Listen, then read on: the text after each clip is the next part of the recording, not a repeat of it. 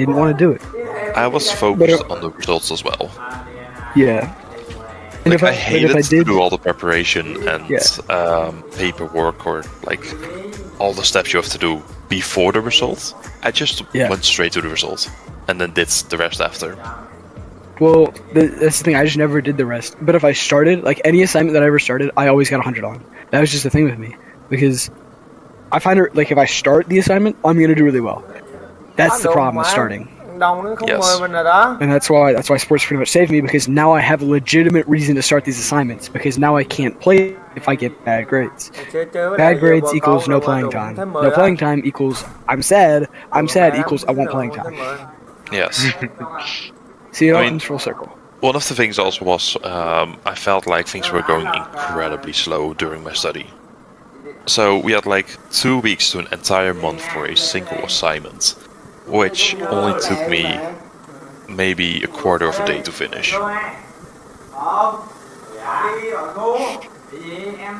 That sounds about right. That's how. So like for me, my what really made me mad my 9th grade year, I took AP English, which is supposed to be a really hard English class, and I took it, and on the last day I did all the work for that class.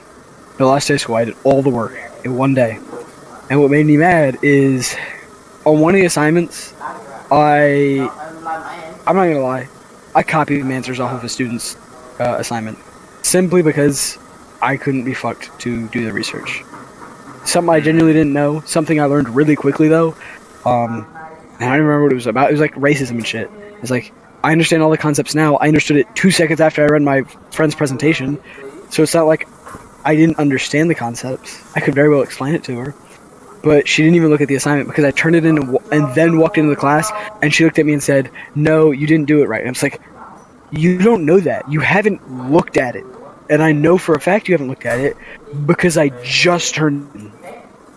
Teachers are sometimes the worst.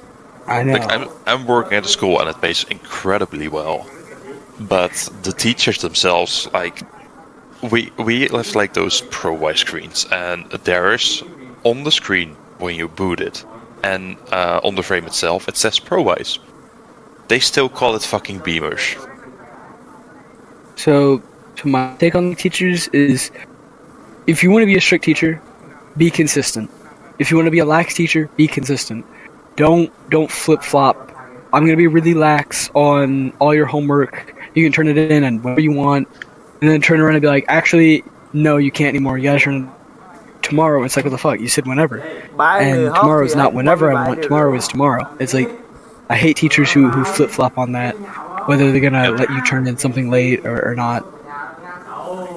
And if they're consistent, if you're, like I said, as long as you're consistent, you're probably a good teacher. But I'm hoping that studying in Belgium will like really help me want to do school again, because I mean, I can't really tell. Like, one experience I had is it also depends where you study, so not specifically the country, but the study itself. So there are like multiple schools offering. Yeah, I know the school I'm gonna be in. I know the school.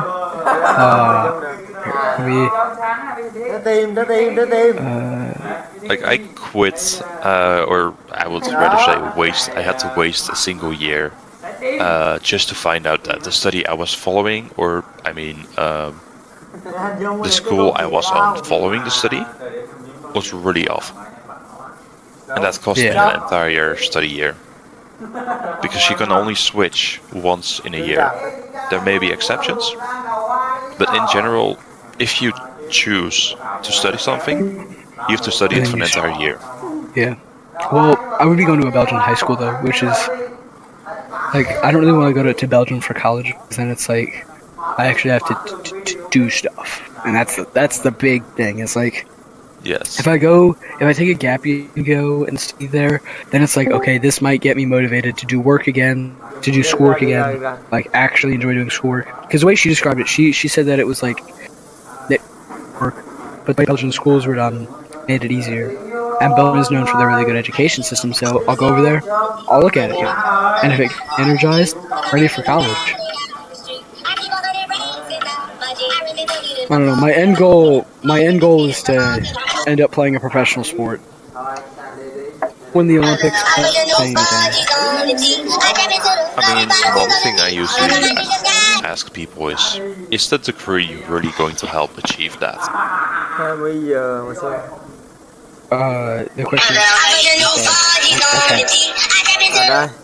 Like, a lot of people think when they follow, like, school and study, and the moment they finish it, that they are quite far, but they're actually at the start of their career. Like I said, I want to go be an athlete, though, which is like, in America, you go to college, you study generally something easy, and you focus on working out and playing a game. Like in primary and I believe secondary school, in my country, they do allow you, like, if you want to actually become like an athlete or professional athlete, you basically follow the school program everyone else does, but they allow you to spend time achieving, what do you say it? Becoming like the professional athlete. Like working out and training? Training mostly. Yeah. For me, my school, it's like, this is very much an American thing. And this is why, going back to that Belgian girl, I feel bad because she wasn't able to do it because her host mother was very, very traditional and said women belong in the kitchen. So she wouldn't let her do welding or weight training or any of that. It's like, okay.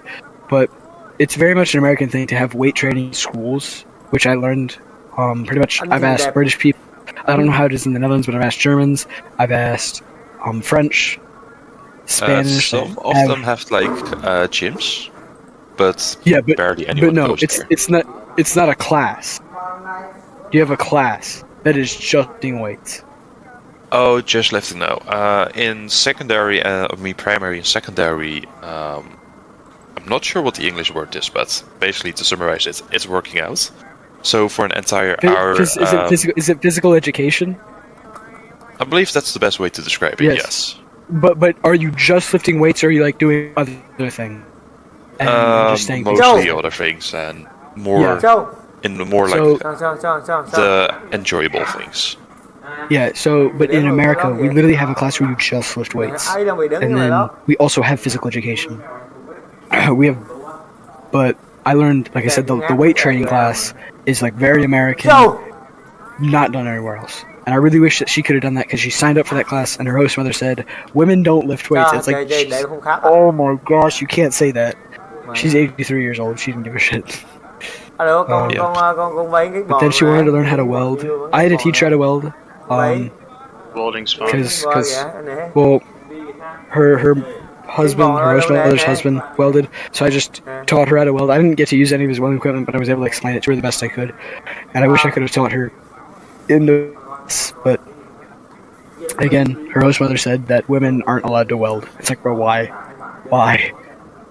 We graduated from our school going straight into welding. It's like, there's no reason they can't.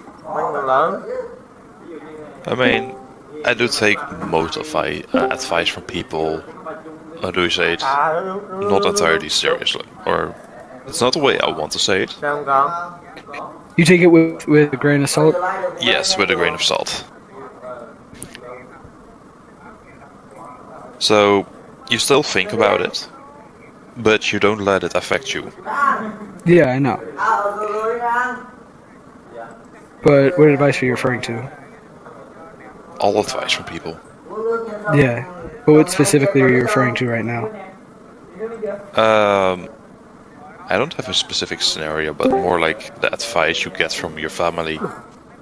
Bingy, my dingy. I take a lot of the advice. I make sure with advice that I get is I try to stay true to my principles, which is stay honest. Like if I get advice to lie to someone, I don't do that because I try to stay honest. I try to be a good person. I don't care if it's the worst thing you'll ever hear in your life. I'm not gonna try to sugarcoat anything. I'm gonna be honest, and I can't get my phone out. That's the best way I can describe on advice. Like I can go back, and it doesn't go against my morals. Then I'll consider the advice a whole lot more. Because I've received conflicting advice on this girl. It's like she doesn't want you to just move on. But it's like she's not texting me because it's 1 a.m. And then the other advice I get is you should wait for her. She did really good for you. You know, just keep waiting and holding out, and it'll work out because you both had a thing for each other. It's like I'm getting these two sides